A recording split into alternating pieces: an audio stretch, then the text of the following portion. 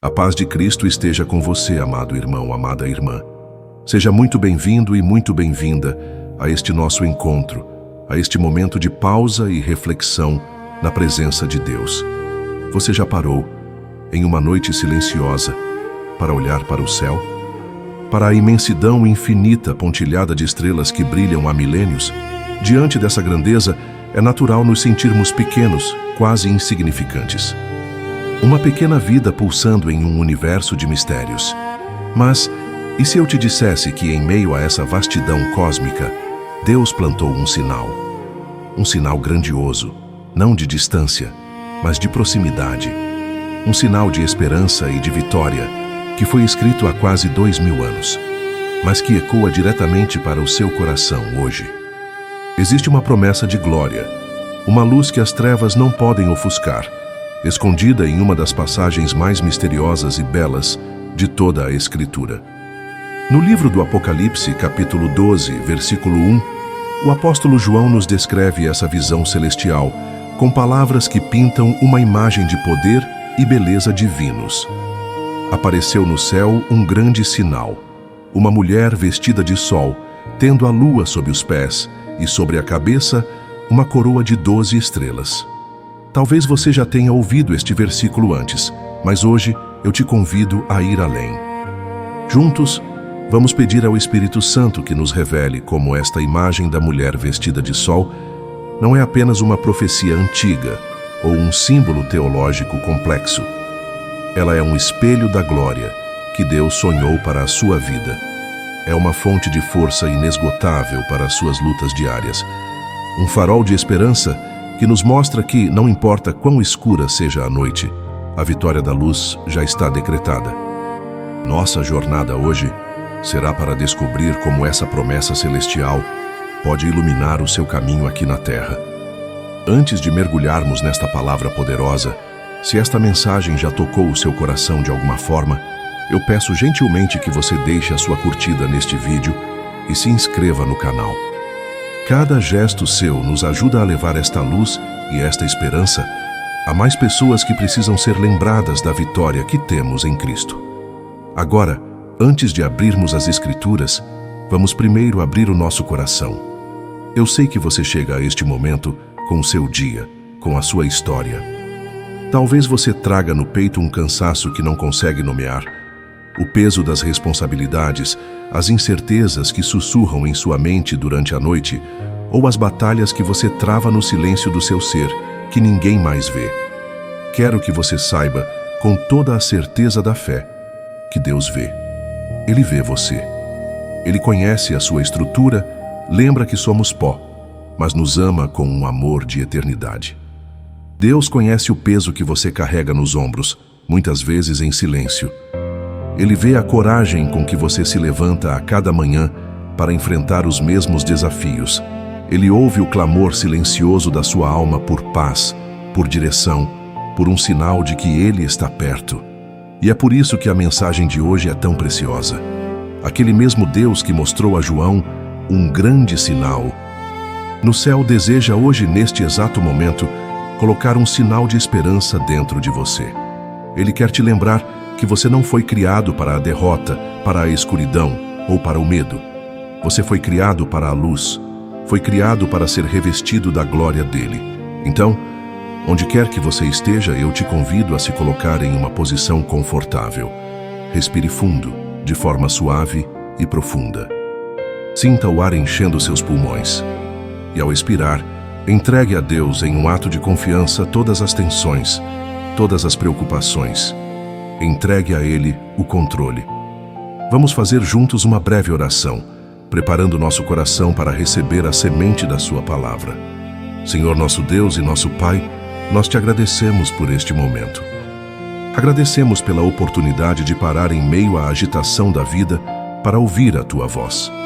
Aqui estamos, Pai, com o coração aberto, como terra sedenta que anseia pela chuva. Pedimos que o Teu Espírito Santo desça sobre nós agora, que Ele seja nosso guia, nosso mestre e nossa luz. Abre, Senhor, o nosso entendimento para compreender a Tua palavra, mas, acima de tudo, abre a nossa alma para senti-la. Que a visão da mulher vestida de sol não seja apenas uma imagem distante, mas uma verdade viva que nos fortalece, nos consola e renova a nossa esperança. Tira de nós todo o desânimo, toda a dúvida e nos preenche com a certeza do teu amor e da tua vitória. Nós te pedimos em nome de Jesus, o nosso Salvador, o sol da justiça. Amém. Com o coração preparado e a alma aberta, vamos agora mergulhar juntos nas profundezas desta visão celestial. Eu te convido a viajar comigo, não apenas com a mente, mas com o espírito. Vamos voltar no tempo, há quase 2000 anos, para uma pequena e rochosa ilha no mar Egeu. Uma ilha chamada Patmos. Imagine por um instante o cenário. O apóstolo João, já idoso, o último dos 12 que caminharam com Jesus, está exilado nesta ilha. Ele foi banido, afastado de suas comunidades, de seus irmãos na fé. Ao seu redor, o Império Romano exibe seu poder com legiões, templos e um imperador que exige ser adorado como um deus. Para os primeiros cristãos, a situação parecia desoladora. Eles eram um pequeno rebanho, espalhado, muitas vezes perseguido e incompreendido. A escuridão do poder humano parecia esmagadora e o futuro incerto. Poderia a pequena chama da fé sobreviver a tanto vento contrário? Era nesse contexto de aparente fragilidade e isolamento que o céu se abriu para João. Deus lhe deu uma visão, não para assustar, mas para fortalecer. Não para mostrar a força do mal, mas para revelar a soberania inabalável de Deus e a vitória definitiva de Cristo. E é no coração desta revelação que surge a imagem que vamos contemplar. João escreve: apareceu no céu um grande sinal. Vamos parar nestas primeiras palavras, um grande sinal. Na linguagem bíblica, e especialmente no livro do Apocalipse, um sinal é muito mais do que um simples evento ou uma imagem curiosa. Um sinal é uma janela. É um portal que se abre para que possamos enxergar uma realidade mais profunda, uma verdade espiritual que está por trás da cortina do mundo visível. Deus não está apenas mostrando a João uma bela pintura cósmica. Ele está lhe entregando uma chave para decifrar a história, para entender a batalha espiritual que acontece além do que nossos olhos podem ver. Quando Deus mostra um sinal, Ele está dizendo: preste atenção. O que estou revelando aqui explica o verdadeiro significado de tudo o que está acontecendo. E onde este sinal aparece? João diz: no céu. Isso é fundamental. A visão não brota da terra, não nasce das opiniões humanas, das estratégias políticas ou das filosofias do mundo. Ela vem de cima. Ela nos mostra a perspectiva de Deus. Enquanto na terra os cristãos viam perseguição, incerteza e sofrimento, Deus mostra a João como as coisas são vistas do céu, sob a luz da eternidade, da sua soberania e do seu plano de salvação. Olhar para este sinal é, portanto, elevar nosso olhar acima de nossas circunstâncias imediatas e aprender a ver nossa própria vida, nossas lutas e nossas esperanças a partir da perspectiva de Deus. E o que é então este grande sinal que aparece no céu? João nos diz: uma mulher. Aqui está o centro de tudo. E a pergunta que ecoa através dos séculos é: quem é esta mulher? Para compreendermos a profundidade desta imagem, precisamos deixar a própria Bíblia nos guiar. Esta figura feminina é imensamente rica em significado, representando, em primeiro lugar, o povo de Deus em sua totalidade, ao longo de toda a história da salvação. Pense primeiramente no povo de Israel, a comunidade da antiga aliança. Os profetas como Isaías e Miqueias frequentemente se referiam a Israel, a Jerusalém, como a filha de Sião, uma figura materna que esperava com dores de parto a chegada do Messias prometido. Durante séculos, Israel carregou em seu seio a promessa de um Salvador. Foi uma longa e dolorosa gestação, marcada por exílios, silêncio e uma esperança teimosa, passada de geração em geração. Esta mulher, no texto de Apocalipse, ecoa essa longa espera. Ela representa todo o povo fiel da antiga aliança, que, em meio às trevas do mundo, manteve acesa a chama da promessa até o dia em que finalmente deu à luz o Messias.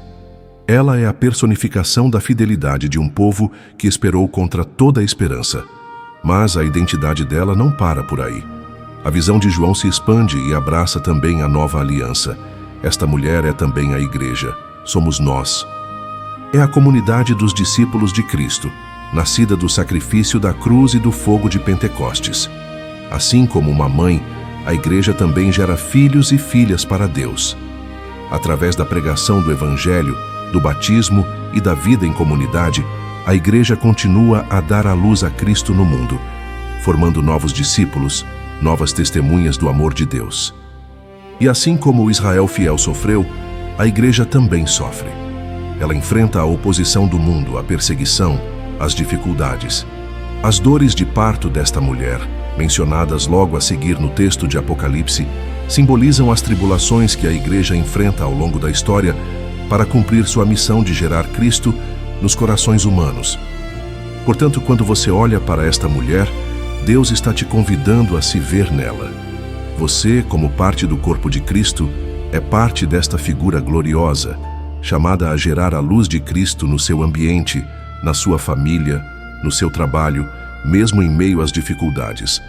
Agora vamos contemplar a aparência deslumbrante desta mulher. João a descreve como vestida de sol. Que imagem extraordinária! Tente visualizar isso.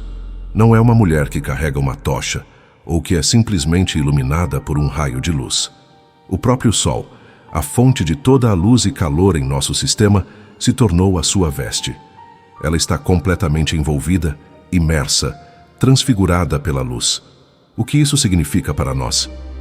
O sol na Bíblia é um símbolo poderoso da própria presença de Deus, da sua glória, da sua santidade e da sua verdade.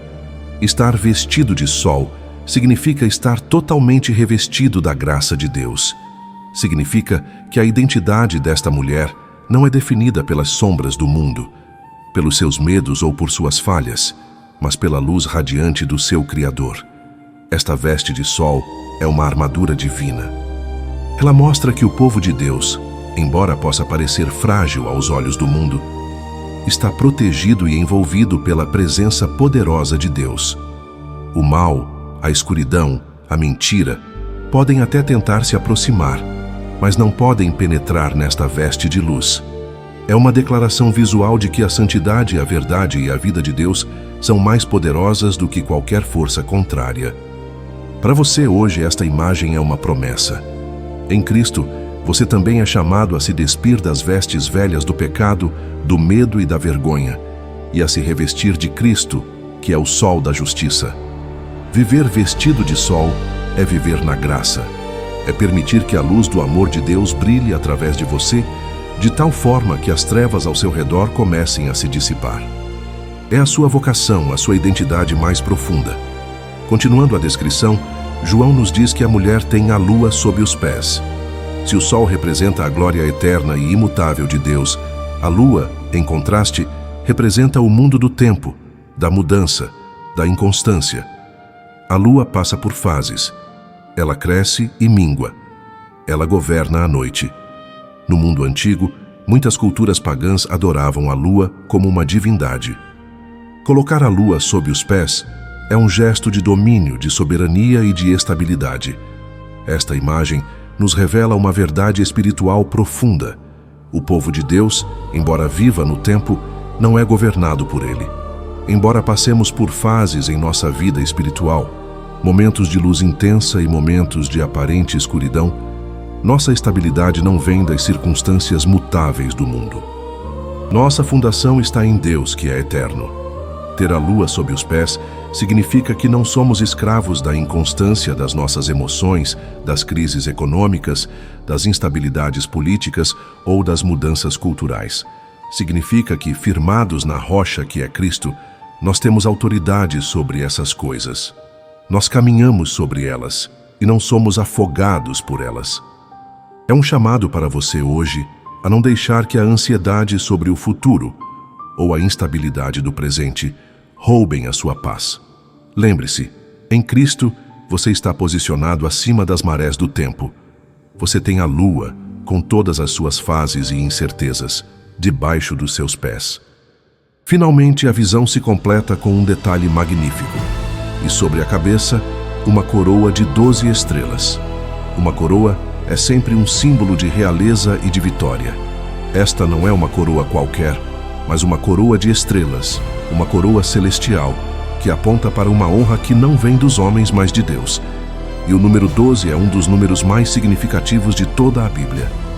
Ele simboliza a plenitude e a totalidade do povo de Deus. O número 12 nos remete imediatamente às 12 tribos de Israel, que formavam a totalidade do povo da antiga aliança.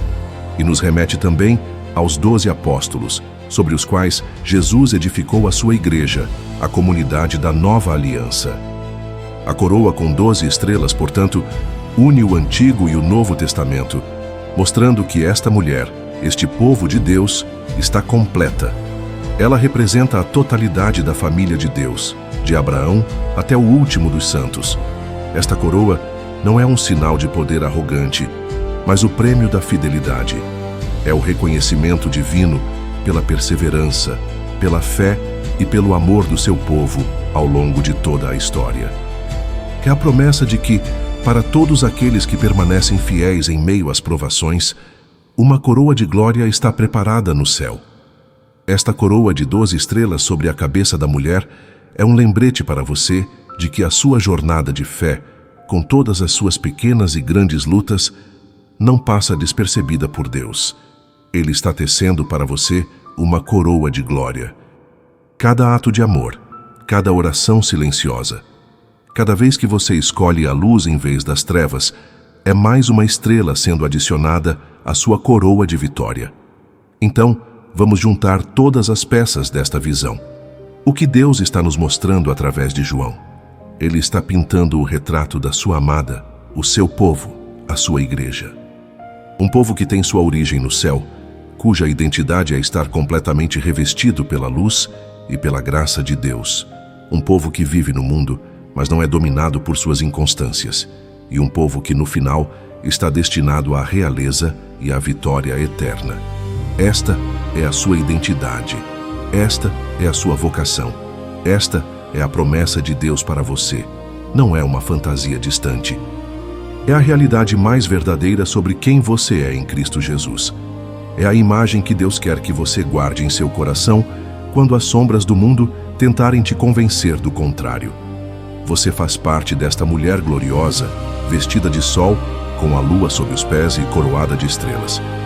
No capítulo anterior, nós abrimos a janela do céu e contemplamos juntos a beleza indescritível do grande sinal.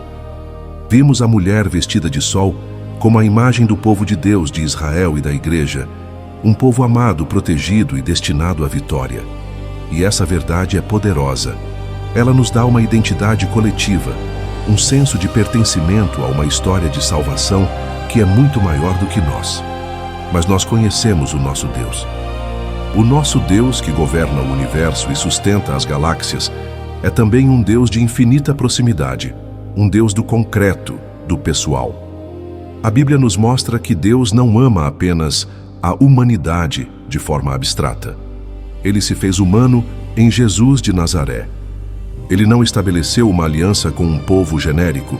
Ele chamou Abraão pelo nome, lutou com Jacó, ungiu Davi. Deus ama tecer a sua glória na trama de vidas humanas reais. E é por isso que a nossa jornada de compreensão deste sinal não pode parar na imagem coletiva. Porque esta imagem gloriosa do povo de Deus não é uma ideia flutuando no cosmos. Deus nos deu um rosto, um coração que bateu, mãos que serviram, um sim que mudou a história. Deus nos deu uma pessoa em quem todas as características desta mulher celestial se realizaram de forma única e perfeita. Esta imagem tem um nome. E a tradição da Igreja, guiada pelo Espírito Santo ao longo dos séculos, não hesita em reconhecer neste grande sinal o rosto amado de Maria, a mãe de Jesus. Contemplar Maria nesta visão não diminui a interpretação da Igreja como o povo de Deus. Pelo contrário, a ilumina e a potencializa. Porque Maria é o ícone perfeito da Igreja. Ela é a filha de Sião por excelência. Nela, vemos o que a Igreja é chamada a ser. Nela, vemos o que você e eu somos chamados a nos tornar. Ela é o espelho mais puro no qual a identidade do povo de Deus se reflete. Vamos revisitar os símbolos que vimos, mas agora sob esta nova luz. A mulher estava vestida de sol. Quem, mais do que Maria, foi totalmente revestida pela graça de Deus? O anjo Gabriel a saudou dizendo: Alegra-te, cheia de graça, o Senhor está contigo. Ela não tinha apenas um pouco da graça de Deus. Ela era cheia, transbordante, imersa na luz divina desde o primeiro instante de sua existência. Sua vida inteira foi um reflexo puro do sol da justiça que ela geraria para o mundo. Ela viveu completamente envolvida pela presença e pelo favor de Deus. A mulher tinha a lua sob os pés. Quem, mais do que Maria, viveu uma fé inabalável em meio às inconstâncias do mundo? Pense em sua jornada. Desde o anúncio desconcertante do anjo, passando pela fuga para o Egito, pelos anos silenciosos de Nazaré, até a dor incompreensível aos pés da cruz. O mundo ao seu redor mudava drasticamente. As circunstâncias eram muitas vezes assustadoras e confusas, mas Maria permaneceu firme, de pé. Sua fé não era governada pelas fases da lua, pelas marés das emoções ou pelas ameaças do poder terreno. Ela pisava sobre tudo isso, ancorada na única coisa que não muda: a palavra e a promessa de Deus. Ela meditava todas as coisas em seu coração, encontrando estabilidade não fora, mas dentro, na sua comunhão com o Senhor. E a mulher tinha, sobre a cabeça, uma coroa de 12 estrelas. Maria, a humilde serva de Nazaré, foi exaltada por Deus acima de todas as criaturas. Ela é a rainha dos anjos e dos santos. A coroa de 12 estrelas, simbolizando a plenitude do povo de Deus, as 12 tribos de Israel e os 12 apóstolos, repousa sobre sua cabeça, porque ela está no coração desta família. Como mãe do Messias, ela está unida de forma única aos patriarcas e profetas que o anunciaram. E como mãe da igreja, entregue a nós aos pés da cruz na pessoa do discípulo amado, ela está unida aos apóstolos, os pilares da nova comunidade. Ela é a rainha-mãe, cujo reinado não é de poder, mas de amor, serviço e intercessão. Mas há uma chave de leitura, um segredo escondido no texto do Apocalipse, que nos ajuda a confirmar essa identidade de forma ainda mais profunda. Pouco antes de João ver o sinal da mulher no capítulo 12, o finalzinho do capítulo 11 nos diz algo surpreendente. Diz assim: Abriu-se o templo de Deus que está no céu e apareceu no seu templo a arca da sua aliança. E logo em seguida, sem nenhuma pausa, começa a visão da mulher. A conexão é imediata e intencional. A arca da aliança aparece, e então uma mulher aparece. O Espírito Santo está nos convidando a ver a mulher como a verdadeira arca da nova aliança. Para entender a força disso, precisamos lembrar o que era a Arca da Aliança no Antigo Testamento. Não era um objeto qualquer, era o lugar mais sagrado da terra. Era um cofre de madeira de acácia, revestido de ouro puro, que continha os tesouros mais preciosos de Israel: as tábuas da lei, a vara de Arão que floresceu e um vaso com o maná. Eram símbolos da palavra de Deus, do sacerdócio e do pão do céu. A arca era o sinal visível da presença de Deus no meio do seu povo. Era tão santa que ninguém podia tocá-la impunemente. Era o trono terrestre de Deus. Agora, pense em Maria. A antiga arca, feita de madeira e ouro, carregava símbolos da presença de Deus. Maria, em seu ventre puro, carregou não símbolos, mas a própria pessoa de Deus. Ela carregou a palavra de Deus que se fez carne. Ela carregou o sumo sacerdote eterno. Ela carregou o verdadeiro pão vivo descido do céu. Ela se tornou o primeiro sacrário da história, o tabernáculo vivo de Deus entre os homens. Se a antiga arca era santa, quão imensamente mais santa seria a mulher escolhida por Deus para ser a sua morada. As Escrituras nos dão pistas belíssimas dessa conexão. No segundo livro de Samuel, nós lemos como o rei Davi, ao trazer a arca da aliança para Jerusalém, exclamou: Como entrará a arca do Senhor em minha casa? e a arca permaneceu na casa de Obed-Edom por 3 meses, enchendo aquele lar de bênçãos. Agora, ouça o que o Evangelho de Lucas nos conta. Quando Maria, grávida de Jesus, visita sua prima Isabel, Isabel, cheia do Espírito Santo, exclama com as mesmas palavras de reverência: "Donde me vem a honra de que a mãe do meu Senhor me venha visitar?" E Maria permaneceu na casa de Isabel por cerca de 3 meses. A Bíblia está traçando um paralelo direto.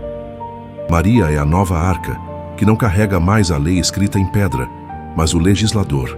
Não o pão do deserto, mas o pão da vida. E isso nos leva ao coração da esperança cristã, a um mistério de fé que a Igreja celebra com imensa alegria: a Assunção de Nossa Senhora. O que aconteceu com essa arca viva, esse corpo que foi o templo do Filho de Deus? A fé da Igreja, a partir da reflexão sobre as Escrituras e da tradição ininterrupta, nos diz algo lógico e belo. Aquele corpo que gerou o Autor da vida não poderia conhecer a corrupção do túmulo. Aquela que esteve tão intimamente unida a Cristo em sua vida, em sua missão e em seu sofrimento, também foi a primeira a participar plenamente da glória de sua ressurreição. A Assunção de Maria, sua elevação ao céu em corpo e alma, é o cumprimento perfeito da imagem da mulher vestida de sol. É a sua imersão definitiva e completa na glória de Deus. Ela não é apenas iluminada pela graça, ela agora vive totalmente dentro da luz da Santíssima Trindade. E aqui está a parte mais importante para nós. A Assunção de Maria não é um privilégio que a isola de nós. É uma promessa que nos inclui.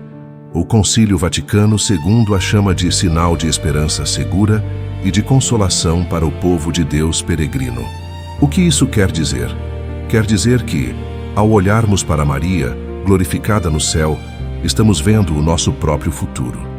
Estamos vendo o que Deus preparou para todos aqueles que amam o seu Filho. Ela é a primícia, o primeiro fruto da colheita da ressurreição. Ela é a prova viva de que a promessa de Jesus de nos levar para junto do Pai não é uma fábula. Ela é a garantia de que a redenção de Cristo é total, alcançando não apenas a nossa alma, mas também o nosso corpo, destinado à glorificação. Maria, assunta ao céu, nos mostra a meta da nossa peregrinação. Ela é a seta que aponta para o nosso destino final. Em um mundo que muitas vezes nos diz que somos apenas matéria, que tudo acaba no pó, a fé na Assunção de Maria é um ato revolucionário de esperança. Ela nos diz que fomos feitos para o céu. Fomos feitos para a plenitude da vida, para a comunhão eterna com Deus. Maria é a pioneira da nossa esperança, a que chegou primeiro para nos dizer: o caminho está aberto, a vitória é certa, vale a pena perseverar. E esta história de vitória sobre o mal não começou no Novo Testamento. Ela está enraizada no primeiro livro da Bíblia. Logo após a queda de Adão e Eva, no livro do Gênesis, capítulo 3, versículo 15, quando tudo parecia perdido, Deus faz a primeira promessa de salvação. É o que chamamos de proto-evangelho, o primeiro evangelho. Deus diz à serpente, símbolo do mal: porei inimizade entre ti e a mulher, entre a tua descendência e a dela. Ela te esmagará a cabeça, e tu lhe ferirás o calcanhar. Desde o amanhecer da história, Deus já anunciava uma batalha entre uma mulher e o mal, e prometia a vitória final da descendência dela. A tradição cristã sempre viu nesta misteriosa mulher do Gênesis uma prefiguração de Maria, a nova Eva, que, com seu sim obediente, desfez o nó da desobediência da primeira Eva. E a descendência vitoriosa, é claro, é Jesus Cristo. A visão de João no Apocalipse, portanto, é a culminação gloriosa daquela promessa feita no Jardim do Éden. É a revelação final da mulher, cujo filho esmaga definitivamente a cabeça da antiga serpente. Portanto, ao contemplarmos Maria como a mulher do Apocalipse, não estamos nos afastando de Cristo ou da Igreja. Pelo contrário, estamos mergulhando mais fundo no coração do plano de Deus. Maria, a arca da nova aliança, a primeira a ser revestida pela glória da ressurreição, se torna para nós o modelo perfeito de discípula e o sinal mais seguro da nossa esperança.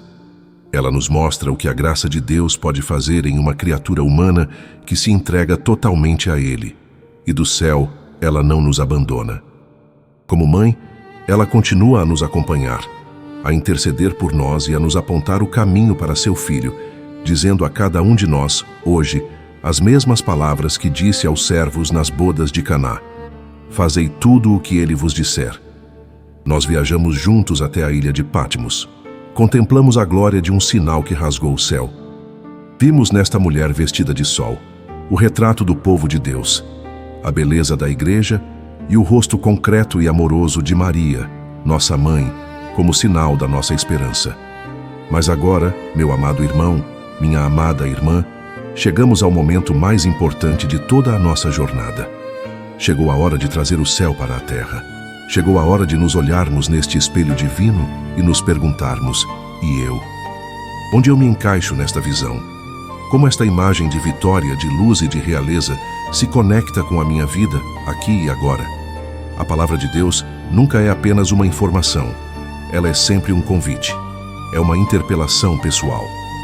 E o convite de hoje é para que você reconheça que esta batalha cósmica descrita no Apocalipse acontece em uma escala menor, mas não menos real, dentro do seu próprio coração, todos os dias.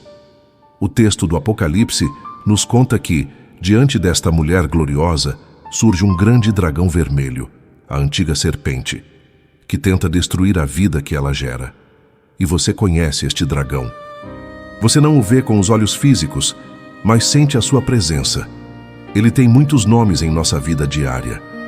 Pense no dragão da amargura e do ressentimento. Ele se alimenta de feridas antigas, de perdões não liberados. Ele sussurra em seus ouvidos as memórias daquela ofensa, daquela traição, daquela injustiça, e te convence a construir muralhas ao redor do seu coração. Ele te diz que perdoar é fraqueza, que guardar a mágoa é se proteger.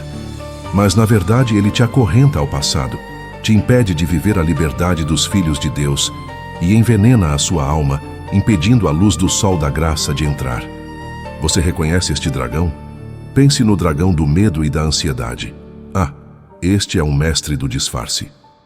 Ele se veste de prudência, de planejamento, de preocupação com o futuro. Ele te mostra 1000 cenários de desastre: a doença, a perda financeira, a solidão, o fracasso. Ele te paralisa. Ele te impede de tomar decisões corajosas, de confiar na providência divina, de dar passos de fé. Ele te faz esquecer que você tem um Pai no céu que cuida das aves e dos lírios do campo e que cuida infinitamente mais de você. Este dragão te faz viver como um órfão, esquecido no universo, quando, na verdade, você é um herdeiro amado do Rei.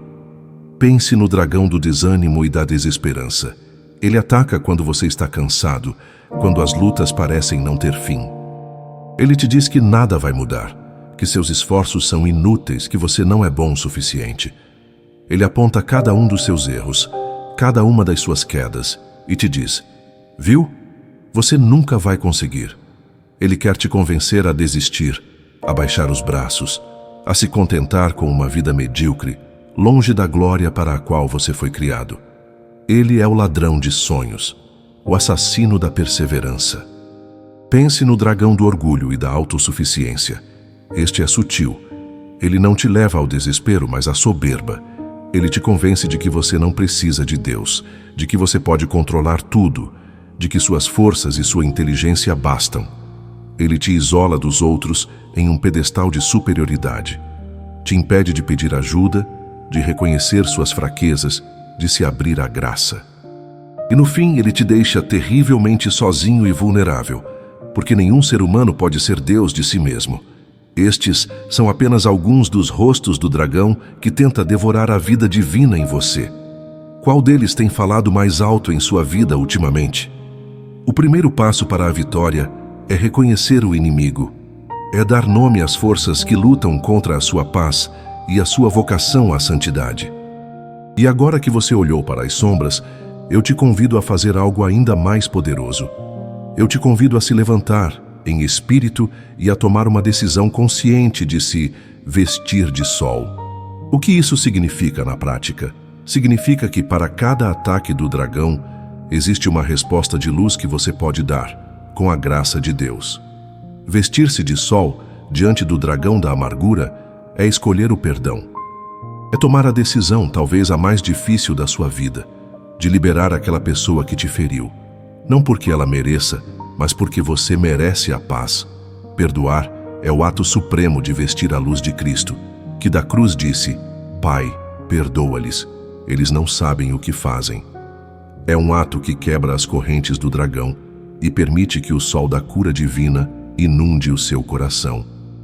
Vestir-se de sol diante do dragão do medo é escolher a confiança. É, em cada momento de ansiedade, fazer um ato de entrega consciente. É dizer: Senhor, eu não entendo, eu não vejo a saída, mas eu confio em Ti. Eu entrego esta situação em Tuas mãos. É rezar o salmo que diz: O Senhor é minha luz e minha salvação, a quem temerei. Cada ato de confiança, por menor que seja, é um raio de sol que dissipa as trevas da preocupação e afirma a sua identidade de filho, de filha, cuidado pelo Pai. Vestir-se de sol diante do dragão do desânimo é escolher a gratidão e a esperança. É treinar o seu olhar para enxergar as pequenas bênçãos, mesmo em dias difíceis. É agradecer pelo pão na mesa, pelo teto sobre sua cabeça, pelo dom da vida. É se agarrar às promessas de Deus na Escritura, que nos garantem que todas as coisas cooperam para o bem daqueles que amam a Deus. A gratidão é como abrir as janelas da alma para deixar o sol entrar, enquanto a esperança é a certeza de que, não importa quão escura seja a noite, o amanhecer virá. E vestir-se de sol diante do dragão do orgulho é escolher a humildade. É reconhecer sua dependência de Deus em cada respiração. É ter a coragem de dizer: eu errei, me ajude, eu não sei. É servir aos outros sem buscar reconhecimento. A humildade não é se achar inferior. É esquecer-se de si mesmo para que a luz de Cristo possa brilhar através de você. Que é a atitude de Maria que disse: Eis aqui a serva do Senhor, e por isso foi revestida de toda a glória de Deus. E quanto a ter a lua sob os pés? Isso é um convite para você reavaliar onde está a sua segurança. Você tem colocado a sua segurança nas fases da lua? Ou seja, na estabilidade do seu emprego, na sua saúde, na aprovação das pessoas, no saldo da sua conta bancária?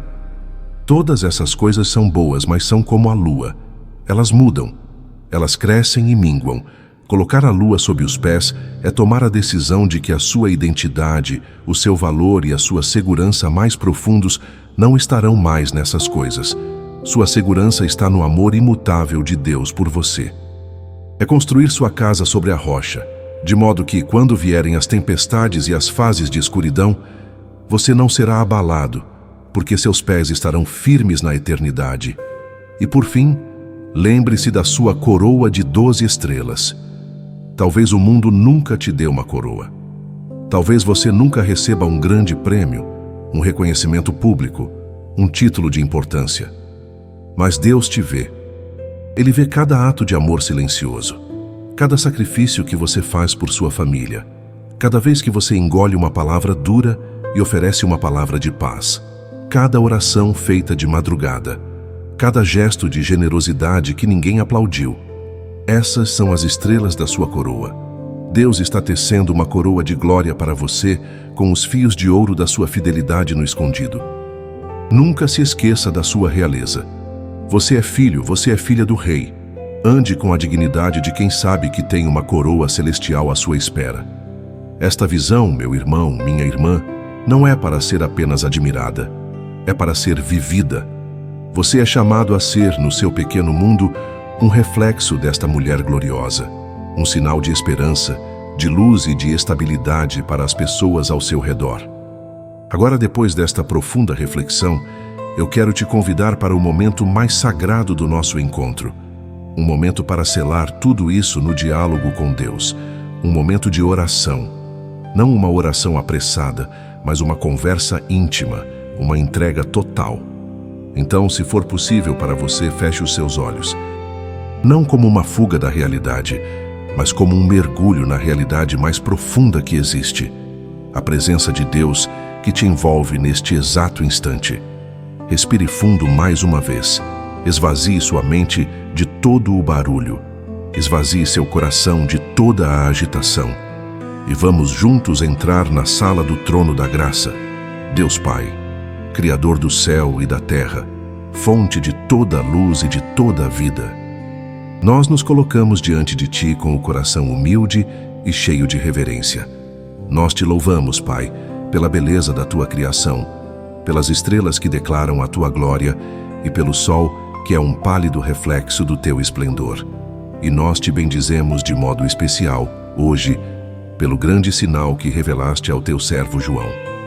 Obrigado por esta janela que abriste para o céu, nos mostrando a beleza da Tua igreja, a vitória do Teu povo e a esperança do nosso destino glorioso.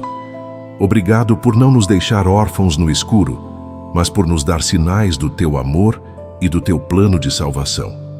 Obrigado, Pai, pelo dom de Maria, nossa mãe, na qual esta promessa se tornou carne, rosto e coração.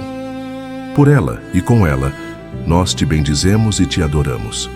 Senhor Jesus, sol da justiça, luz que ilumina todo homem, nós nos voltamos para Ti, nosso Salvador e nosso irmão. Nós reconhecemos que sem Ti somos apenas sombras. Sem a Tua luz, vivemos na escuridão. E neste momento, com toda a sinceridade do nosso coração, nós queremos confessar os nossos dragões. Nós colocamos aos pés da Tua cruz o dragão da amargura. Nós Te entregamos os nomes, os rostos, as situações que nos acorrentam ao passado. Lava-nos, Senhor, com o Teu sangue redentor e nos dá a graça de liberar o perdão, assim como fomos perdoados por Ti. Nós entregamos a Ti, Senhor, o dragão do medo e da ansiedade. Entregamos o medo do futuro, o medo da doença, o medo da solidão, o medo de não sermos capazes. Recebe, Senhor, esta ansiedade que rouba a nossa paz e aperta o nosso peito. E em troca, derrama sobre nós o Teu espírito de coragem e de confiança.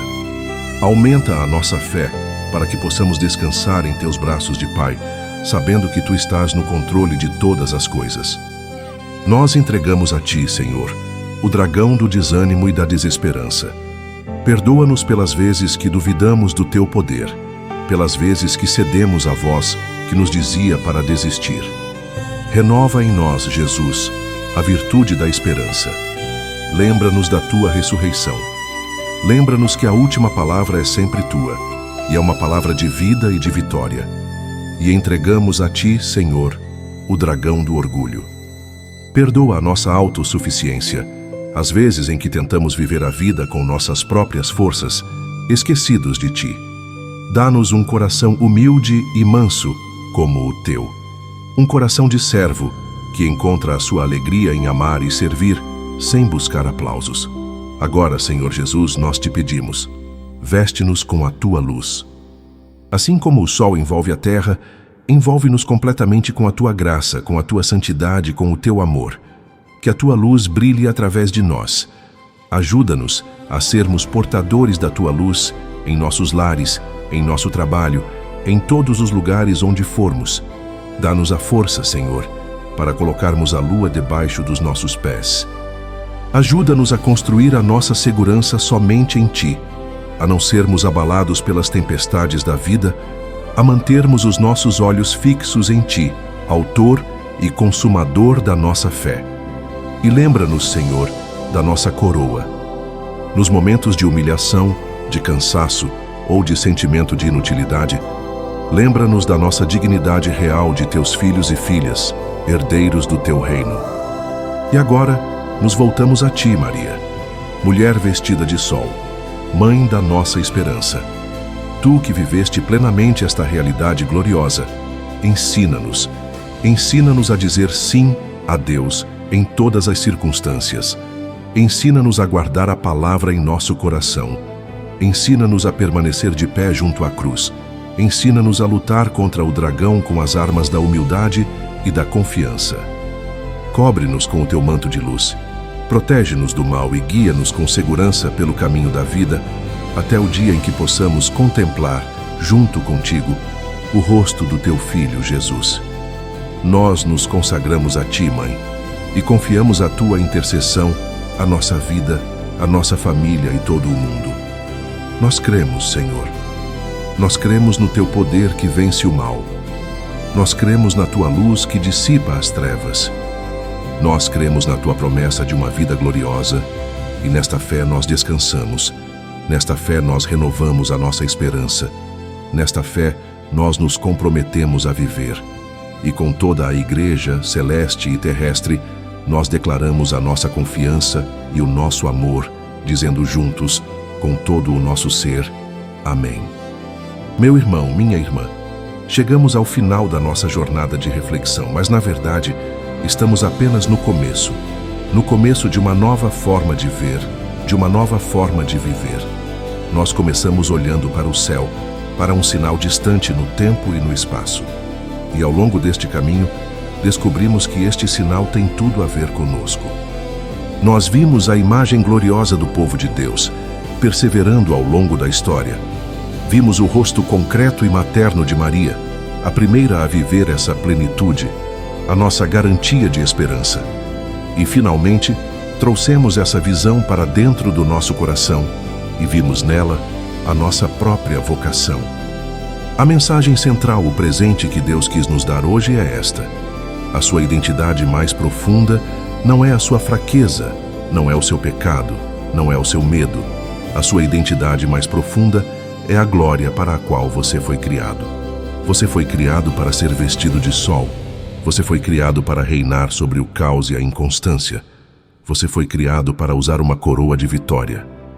Tudo o que contradiz isso é a voz do dragão, a mentira da antiga serpente. E a visão do Apocalipse nos foi dada para que nunca mais nos esqueçamos da verdade. Lembra-se da pergunta que fizemos no início? Você já olhou para as estrelas e se sentiu pequeno, se perguntando qual era o seu lugar no universo? A resposta está neste grande sinal. O seu lugar não é na insignificância. O seu lugar não é na escuridão. O seu lugar é dentro desta imagem gloriosa. O seu lugar é revestido da luz de Deus, com os pés firmes na promessa e a cabeça erguida, coroado pela fidelidade. Essa é a sua verdadeira identidade em Cristo Jesus. Viva a partir dela. Respire a partir dela. Decida a partir dela. E agora, o que fazer com esta luz? Uma luz recebida não é para ser escondida debaixo da mesa. É para ser colocada no alto, para iluminar a todos na casa. O mundo em que vivemos está faminto por esperança. As pessoas ao seu redor estão lutando contra seus próprios dragões, muitas vezes em um silêncio desesperado. Seja você o sinal para elas. Quando você escolhe perdoar, você se torna um sinal de que o amor é mais forte que o ódio. Quando você mantém a paz em meio à crise, você se torna um sinal de que existe uma segurança que o mundo não pode dar. Quando você fala com esperança sobre o futuro, você se torna um sinal de que a morte e o desânimo não têm a última palavra. Não guarde esta mensagem apenas para você. Torne-se a mensagem. Seja um reflexo vivo, ainda que pequeno e imperfeito, da mulher vestida de sol. E para continuarmos juntos nesta caminhada de fé e fortalecimento, eu te convido mais uma vez a se juntar à nossa comunidade. Se você ainda não se inscreveu no canal, faça isso agora. Ative as notificações para não perder nenhum dos nossos próximos encontros com a Palavra de Deus. E eu gostaria de te fazer um pedido especial. Use os comentários abaixo como um altar de testemunho. Escreva com fé. Eu sou chamado a ser um sinal de esperança. Ao fazer isso, você não apenas fortalece a sua própria decisão, mas também edifica a fé de todos os irmãos e irmãs que lerão a sua declaração. E, por favor, compartilhe este vídeo. Pense em uma pessoa, apenas uma, que precisa ouvir hoje que ela foi feita para a vitória e para a luz. Seja o anjo que leva esta boa notícia para ela. Eu agradeço de coração por sua companhia, por sua abertura e por sua fé. Que a luz desta palavra permaneça em seu coração e ilumine todos os seus dias. Permaneça na paz, no amor e na luz invencível de nosso Senhor Jesus Cristo. Até o nosso próximo encontro.